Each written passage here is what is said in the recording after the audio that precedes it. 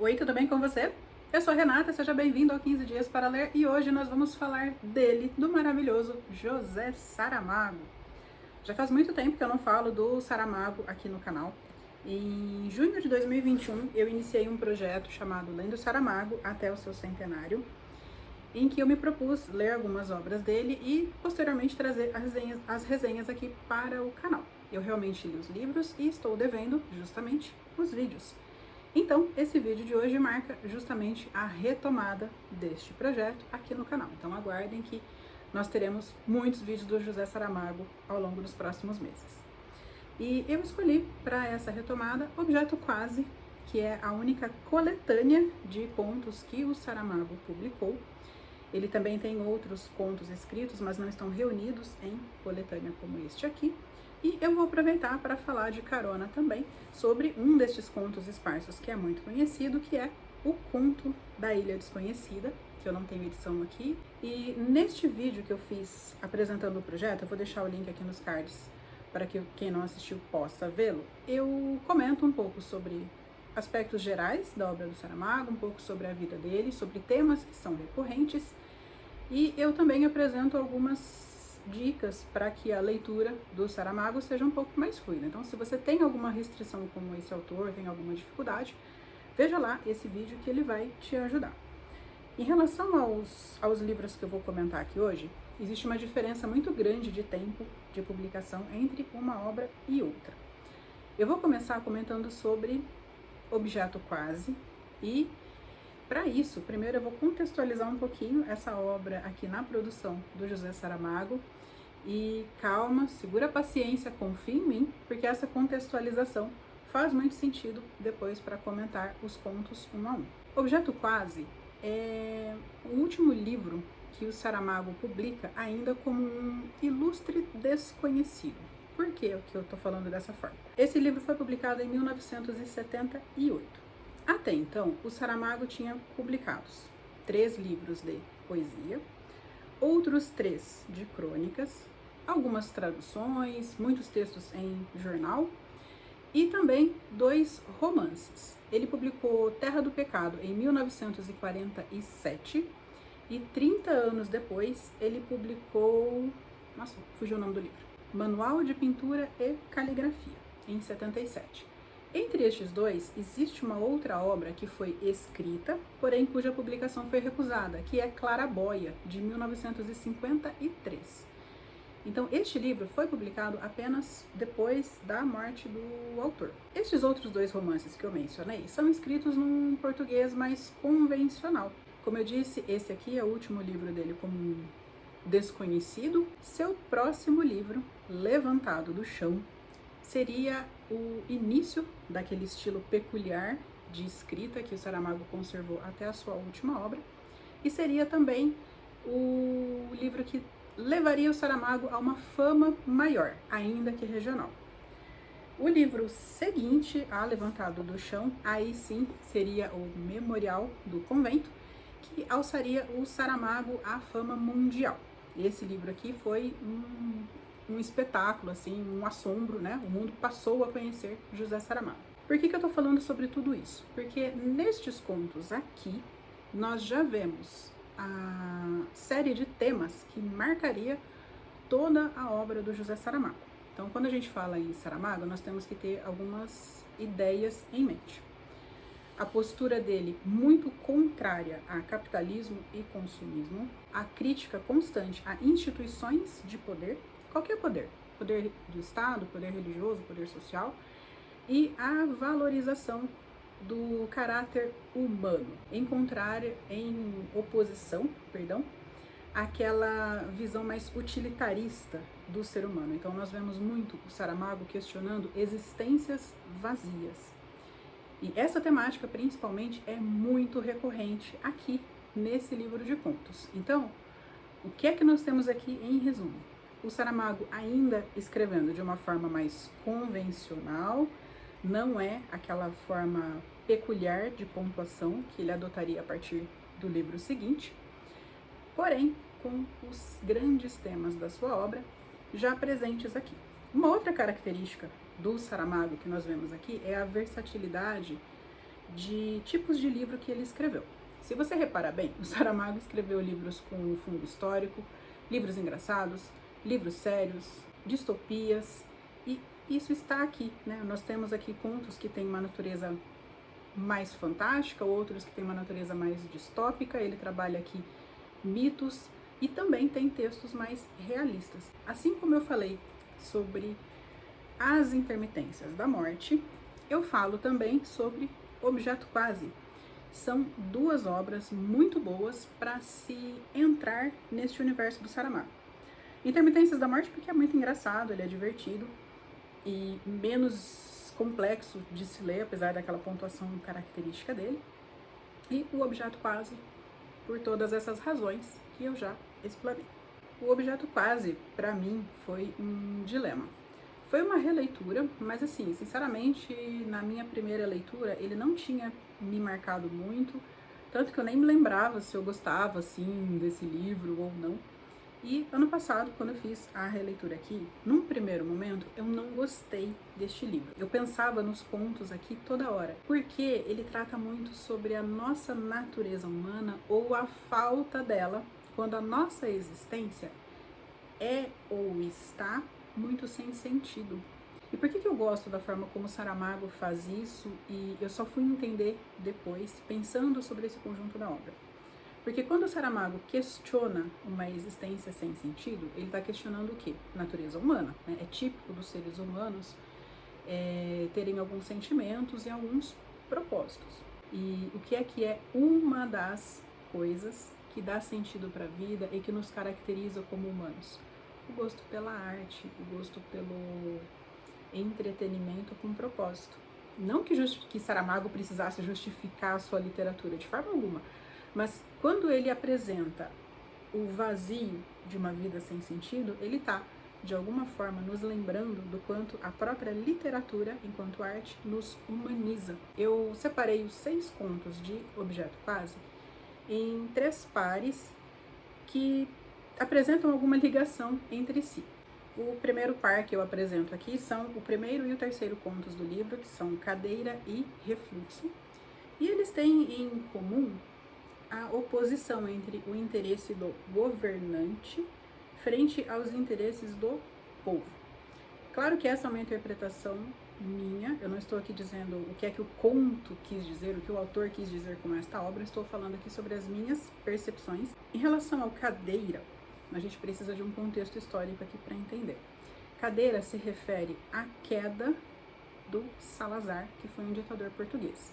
A queda não, as quedas, porque são duas. Existe uma queda literal, que o Salazar realmente sofreu, e existe a queda metafórica, a queda no sentido de perda de poder. Em relação à queda literal do Salazar, a história mais corrente é a seguinte: ele teria caído de uma cadeira, bateu a cabeça e recusou o tratamento médico. Existem algumas discussões, né? Tem gente que fala que ele caiu do nada, tem gente que fala que ele caiu da banheira, mas a ideia mais corrente é essa da cadeira mesmo. E por essa falta de um atendimento imediato, as consequências dessa queda foram se agravando e ele precisou de uma cirurgia 1 mês depois da queda para retirada de um coágulo, se eu não me engano. E logo após essa cirurgia, ele sofreu um AVC que o deixou inconsciente por um período bem longo de tempo. Então, logo após esse AVC, ficou muito claro para os médicos e para as pessoas ao redor que ele não teria mais essa condição de governar o país. Então, ele foi substituído e, algum tempo depois, ele voltou deste coma. E ninguém teve coragem de dizer ao Salazar que ele fora substituído.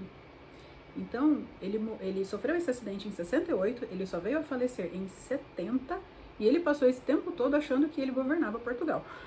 Veja bem. Então, assim, é uma história verídica que já parece ficção, né? E para que tudo isso, gente? Para falar sobre o conto Cadeira. O Saramago faz aqui um apanhado de detalhes que estariam envolvidos nesta queda. Então, ele fala desde a madeira da qual era composta essa cadeira. Ele fala sobre a família de cupins que corroeu esta cadeira. Posteriormente, ele fala sobre o cérebro e adjacências ali, né, que comprometeriam a saúde do velho que tomba da cadeira. É difícil de explicar esse conto, a verdade é essa, porque ele está falando o tempo todo sobre a cadeira caindo. E o conto já começa durante a queda. Ele descreve toda essa queda e todo o papel que a madeira, os cupins, o velho tiveram na queda e nas consequências. O segundo conto nesse parzinho que eu trouxe para vocês é o Refluxo. Acabei de ver aqui. O rei de um determinado país tem horror à morte e a qualquer coisa que lembre a morte. Então, quando ele está passeando por uma cidade, ele passa por um cortejo fúnebre, ele se incomoda, ele não gosta de ver cemitério, então ele decide que ele não quer mais ver nada relacionado à morte e que para isso todos os cemitérios do país terão que ser destruídos e para que as pessoas sejam enterradas, será construído um cemitério unificado no centro do país, para onde as pessoas deverão encaminhar os seus mortos. São construídas 4 estradas, né, norte, sul, leste e oeste, que conectam o país a esse cemitério. Bom, no começo, a sociedade até que aceita bem essa questão de manter a morte longe das suas vistas, mas logo em seguida, essa ordem do rei começa a encontrar alguns obstáculos nas soluções encontradas pelos cidadãos. O segundo parzinho que eu selecionei aqui para vocês são a revolução da máquina ou das coisas, né? São os objetos que ganham vida e fazem frente à existência sem sentido de que eu estava comentando no início do vídeo. Os contos que fazem parte aí dessa seleção agora são Embargo e Coisas, que são o segundo e o quarto contos aqui do livro. O embargo poderia estar numa classificação junto lá com cadeira, porque ele também é baseado num fato real. O embargo feito pela OPEP para fornecimento de combustível, ou melhor, de petróleo, para Estados Unidos e Europa. Esse embargo foi justificado pelo apoio que Estados Unidos e Europa deram para Israel na guerra do Yom Kippur. Então, a retaliação encontrada pelos países membros da OPEP foi subir o preço do petróleo para preços absurdos, então o barril ficou 4 vezes mais caro do que ele já custava, e também esse fornecimento, ainda que caro, era insuficiente, então as pessoas realmente enfrentaram muitas filas em postos de combustível para conseguir abastecer os seus carros. Qual é o enredo desse conto? Nosso protagonista acorda pela manhã, faz as suas rotinas matinais e se dirige ao seu trabalho utilizando o seu carro de sempre. Só que logo que ele liga o carro, ele percebe que tem algo errado ali naquele motor, o carro parece não estar obedecendo muito bem aos seus comandos, e ele só pensa, nossa, preciso ir ao mecânico, não é mesmo? E ele está com meio tanque de combustível e passa pela cabeça dele até abastecer em razão do embargo, né, que já está vigente, mas ele ignora esse primeiro impulso e fala, não, depois eu abasteço. Só que o carro, por iniciativa própria, entra numa fila de combustíveis e ele não consegue tirar o carro de lá. E é interessante que desde o começo do conto são atribuídos ao carro alguns comportamentos que são tipicamente animais, como farejar, encher os pulmões, decidir coisas, né, resolver pelos próprios caminhos. Hoje em dia, esse conto seria mais impactante para a nossa sociedade se, em vez de o carro, quem tomasse o controle fosse o celular. Aqui no conto é mencionado que o carro se transformou numa extensão do braço do homem. Para muita gente, o celular é que seria a extensão do próprio braço, tamanha a dependência. Bom, sobre o segundo conto, Coisas, ele é um pouco assustador, não tem nada de terror nisso, não é isso. O sentido dele é assustador porque é um conto distópico. Aqui nesse conto, alguns objetos começam a ter vontades próprias ou comportamentos também típicos de animais, como por exemplo um sofá com febre, ou uma porta que tem vontade própria e ataca as pessoas. E que tipo de sociedade que é a inserida aqui? Uma sociedade com um controle governamental totalitário, uma sociedade em que a linguagem está sendo um tanto relativizada, então algumas palavras deixam de ser usadas para que sejam utilizadas siglas que traduzam melhor o seu sentido. E nós temos também uma sociedade muito estratificada, com classificação dos seus membros por letras que eles exibem aqui na sua mão. Relativização de linguagem, controle total. O que lembra vocês, né? Não lembra 1984 e a Nova Língua e o Grande Irmão? Pois é. Não vou falar mais nada sobre o enredo dele, porque eu acho que aí estraga já a experiência de leitura de vocês. Mas é muito interessante aqui ver a oposição entre as coisas, os objetos, inclusive os prédios revoltados, e os humanos sem propósito. E, por fim, nós temos os dois últimos contos do livro, o quinto e o sexto, que são unidos aqui em par por tratarem das nossas questões mais pessoais, especialmente sobre as nossas dualidades, né? Sobre os nossos dilemas enquanto seres humanos e seres racionais e emocionais. Aliás, razão e emoção já é um dos embates, né? Nós estamos sempre ali entre razão e emoção, bem e mal,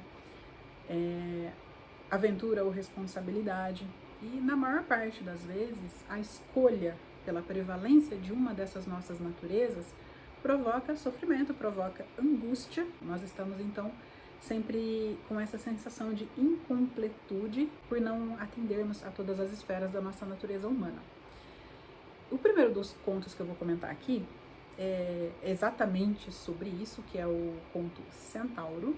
E é um conto muito bem escrito, porque o Saramago começa falando primeiro, o cavalo fez tal coisa, o homem fez tal coisa.